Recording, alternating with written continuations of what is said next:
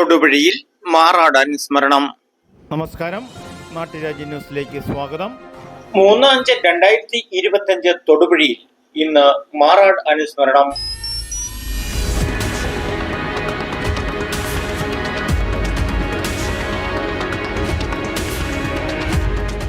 മാറാടിന്റെ വീരപുത്രന്മാർക്ക് മണ്ണിലല്ല ലയിച്ചത് മനസ്സിലാണ് എന്നതിന്റെ ഈ ഓർമ്മ പുതുക്കലിൽ പുതിയ തലമുറകൾ ജാഗ്രതയോടെ കാത്തിരിക്കണം എന്നതിന്റെ ഉദാഹരണമാണ് പഹൽഗാമിൽ പിടഞ്ഞു വീണ 25 സഹോദരന്മാരുടെയും കൂടി ഈ ഓർമ്മ പുതുക്കൽ. അങ്ങനെ 22ാമത്തെ വർഷം ഈ മാറാട് കലാപം ഓർമ്മപ്പെടുത്തുമ്പോൾ സൂചിപ്പിക്കുന്നത് ജനം ജാഗ്രത ആയിരിക്കണം എന്നും കൂടിയുള്ള ഒരു ഓർമ്മപ്പെടുത്തൽ കൂടിയാണ്. യോഗത്തിന് എന്നുള്ള ഒരു തീരുമാനത്തിന്റെ വെളിച്ചത്തിലാണ് അനിൽ വെള്ളിയാമറ്റം നമ്മൾ ഇത്തരത്തിലുള്ള ഒരു പരിപാടി ഇവിടെ സംഘടിപ്പിക്കുകയുണ്ടായത്. ഉദ്ഘാടന പ്രസംഗം രാഷ്ട്രീയ സ്വയം സേവക വിഭാഗ സംഘചാലക് KN രാജു. ആ മുക്കുവ സഹോദരന്മാരെ അതിദാരുണമായി നിഷ്കരുണം കൊല ചെയ്ത സംഭവം നാം ഞെട്ടലോടുകൂടിയാണ് ശ്രമിച്ചത്. എന്തിനാണ് 8 മുക്കുവ സഹോദരന്മാരെ യാതൊരു അപരാധവും ചെയ്യാത്ത ആ സഹോദരങ്ങളെ വെട്ടി കൊലപ്പെടുത്തിയത് എന്ന് നാം ചിന്തിക്കുന്ന സമയത്ത് ആ മാറാട് കടപ്പുറത്ത് അവശേഷിക്കുന്ന ഹിന്ദുക്കളെയും ഉന്മൂലനം ചെയ്ത് ചില മതങ്ങളുടെ കുത്തകയാക്കി മാറ്റാൻ വേണ്ടിയിട്ടുള്ള പരിശ്രമത്തിൻ്റെ ഒരു വലിയ സംഭവമാണ് 2003 മാറാട് കടപ്പുറത്ത് നടന്നത്. തീവണ്ടിയിൽ മണ്ണെണ്ണയും പെട്രോളും ഒഴിച്ച് തീ വെച്ച് 56 ഹിന്ദു സഹോദരന്മാർ അതിദാരുണമായി കൊല ചെയ്യപ്പെട്ടു. അതും മതം നോക്കിയല്ലേ സംഭവിച്ചത്. ഏറ്റവും അവസാനം പഹൽഗാമിൽ 26 ദേശസ്നേഹമുള്ള ഹിന്ദു സഹോദരന്മാർ കൊല ചെയ്യപ്പെട്ടു. അതിലൊരു ദേശസ്നേഹമായിട്ടുള്ള ഇസ്ലാമിക സഹോദരൻ ഉണ്ടായിരുന്നു എന്നുള്ള യാഥാർത്ഥ്യം കലിമ ചൊല്ലാൻ പറഞ്ഞ് അതറിയില്ല എന്ന് കണ്ട സമയത്ത് അവരെ മുസ്ലിം ആണോ എന്ന് പലതരത്തിലുള്ള ചോദ്യങ്ങളിൽ കൂടിയിട്ടും പരിശോധനകളിൽ കൂടിയിട്ടും അവർ മുസ്ലിം അല്ല എന്ന് മനസ്സിലാക്കിക്കൊണ്ട് അവരെ അതിദാരുണമായി വെടിവെച്ച് കൊന്ന സംഭവം ഒരാഴ്ച പിന്നിടുന്നേ ഉള്ളൂ. അപ്പം അതിനെ ന്യായീകരിക്കുന്ന ആളുകളാണ് നമ്മുടെ രാഷ്ട്രത്തിലുള്ള രാഷ്ട്രീയക്കാർ. 1921 ആരംഭിച്ചതാണ്. 1921 മലബാറിൽ ആരംഭിച്ച തീവ്രവാദം അത് കേരളത്തിൽ നിന്ന് മാത്രമല്ല മുഴുവൻ ഭാരതത്തിലേക്കും വ്യാപിക്കുകയും അത് പാകിസ്ഥാൻ എന്നുള്ള ചിന്തയിലേക്ക് എത്തിക്കുകയും 1947 1921 ആരംഭിച്ച ആ ഇസ്ലാമിക തീവ്രവാദം ഭാരതത്തെ വെട്ടിമുറിച്ചുകൊണ്ട് അവരുടെ അന്നത്തെ തീവ്രവാദത്തിന് ചെറിയ പരിസമാപ്തി കൊടുത്തു. മുഖ്യപ്രഭാഷണം ഹിന്ദു ഐക്യവേദി സംസ്ഥാന സെക്രട്ടറി KP ഹരിദാസ്. ഇനി ഭാരതത്തിലേക്ക് നാം വന്നാലോ, ഭാരതത്തിലെ പ്രധാനപ്പെട്ട എല്ലാ നഗരങ്ങളിലും ഇത്തരം ഭീകരവാദ ശക്തികൾ അവരുടെ അഴിഞ്ഞാട്ടങ്ങൾ നടത്തിയിട്ടുണ്ട്.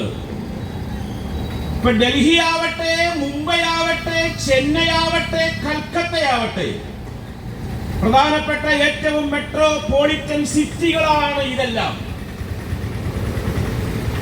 ഇനി ബാംഗ്ലൂർ ആവട്ടെ, ലക്നൗ ആവട്ടെ, ഗുവാഹട്ടി ആവട്ടെ, ഭോപ്പാൽ ആവട്ടെ, ജയ്പൂർ ആവട്ടെ, ഹൈദരാബാദ് ആവട്ടെ, ഇൻഡോർ ആവട്ടെ, അഹമ്മദാബാദ് ആവട്ടെ, കോയമ്പത്തൂർ ആവട്ടെ, കാശ്മീർ ആവട്ടെ, കേരളമാവട്ടെ,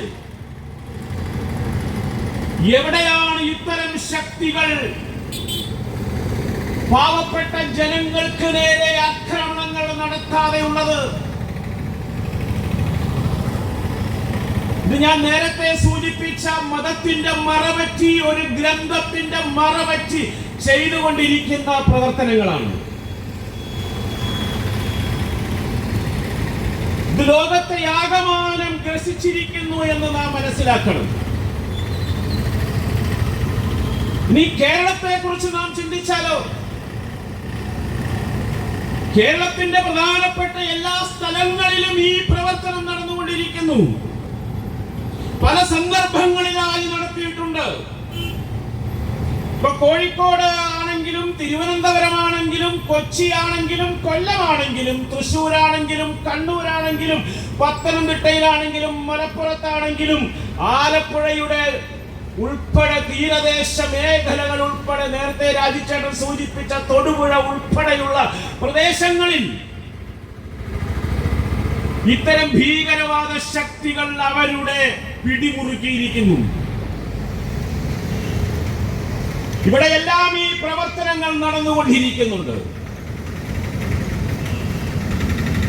ഇപ്പൊ മുഴുവൻ ലോകത്തിലും നമ്മൾ നോക്കിയാൽ അൽ ഖ്വയ്ദ പോലെയുള്ള സംഘടനകൾ, അൽ ജിഹാദ് പോലെയുള്ള സംഘടനകൾ, അൽ ഖാമ പോലെയുള്ള സംഘടനകൾ, ഇസ്ലാമിക് സ്റ്റേറ്റ് എന്ന് പറയുന്ന സംഘടന, Hamas, Hezbollah, Harkatul Mujahideen, Palestine liberation front, അല്ലുമ, പോപ്പുലർ ഫ്രണ്ട്, തബ്ലീഗ് തുടങ്ങിയ മുഴുവൻ ലോകത്തിലും പ്രവർത്തിക്കുന്ന ഇത്തരം ഭീകരവാദ സംഘടനകൾ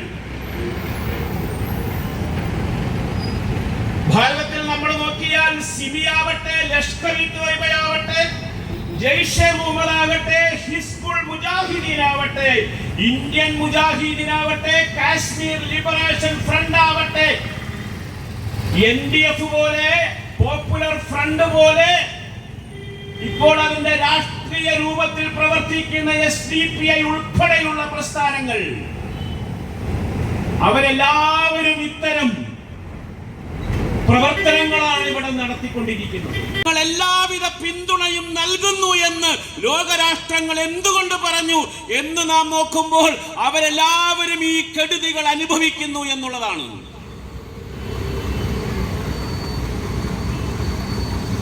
ഇപ്പൊ ലോകത്തെ ആകമാനം കീഴ്മേൽ മറിക്കാൻ കഴിവുള്ള ശക്തിയുള്ള ഒരു സംവിധാനമായി ഒരു മതം ഇവിടെ മാറിക്കൊണ്ടിരിക്കുന്നു. ആസൂത്രണം ചെയ്തത് എന്ന് നാം മനസ്സിലാക്കേണ്ടത് വളരെ അത്യാവശ്യമാണ്. മതത്തിന്റെ മറപറ്റി ഇവിടെ സംസാരിച്ചു കഴിഞ്ഞതിന് ശേഷം ആ വേദിയിലേക്ക് ചങ്കൂറ്റത്തോടെ കടന്നു വന്നിരിക്കുന്ന ചില ആളുകൾ, അതിനുമാത്രം ദാർഢ്യം. മാറാടിന്റെ പരിപാടി നടത്താൻ പാടില്ല, ഞങ്ങൾക്കും ചിലത് പറയാനുണ്ടത്രേ. സംഘർഷം. ആ ബലിദാനികൾക്ക് വേണ്ടി ഒരു കണ്ണീരൊഴുക്കിയോ? അവർ ചില പരിപാടി നടത്തി, നമ്മളെ തെറി പറയാനാണ്. ബാക്കി പലരും നടത്തിയിട്ടുണ്ട്. കോൺഗ്രസ് നടത്തി, നമ്മളെ അഭിനന്ദിക്കുന്നു. മർച്ചന്റ് അസോസിയേഷൻ നടത്തി, നമ്മളെ അഭിനന്ദിക്കുന്നു. ഒട്ടനവധി സംഘടനകൾ നടത്തി, നമ്മളെ അഭിനന്ദിക്കുന്നു. എന്തേ മാർക്സിസ്റ്റ് പാർട്ടി നടത്താഞ്ഞത്? ഈ 25 പേര് നമ്മളൊന്ന് ചിരിച്ച് ചിന്തിക്കുക. വെറുതെ ഈ 25 മരിച്ച ആളുകൾ ഹിന്ദുക്കളല്ലായിരുന്നു, മുസ്ലിം മതവിഭാഗത്തിൽപ്പെട്ടവരായിരുന്നു എന്ന് ഒന്ന് ചിന്തിച്ചു നോക്കുക. എൻ്റെ ദൈവമേ, ഈ തൊടുപുഴയിൽ നമുക്ക് ഇതേപോലെ ഇരിക്കാൻ പറ്റുമോ?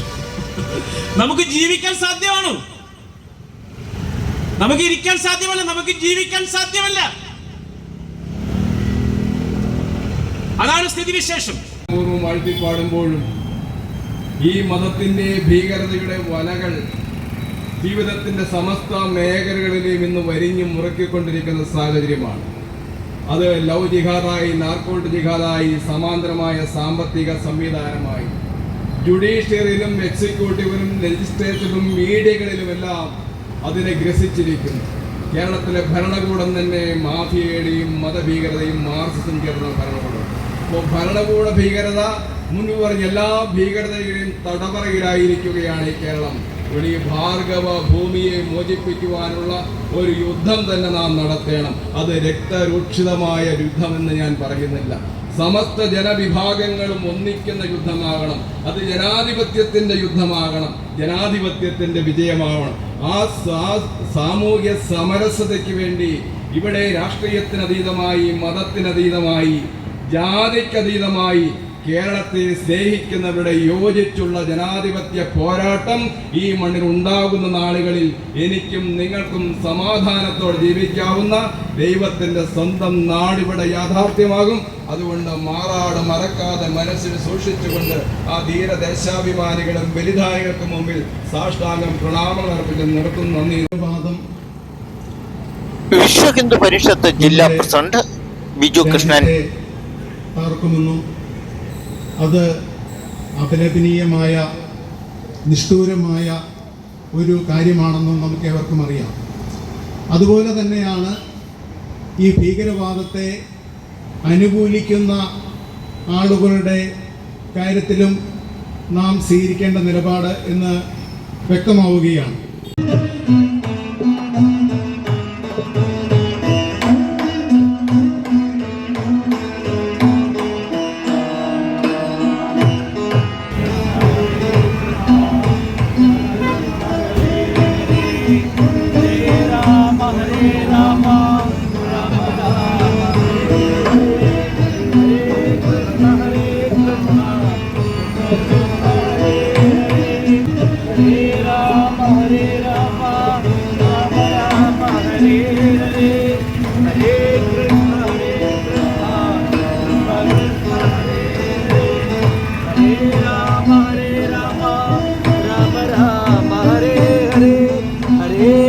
Hare Krishna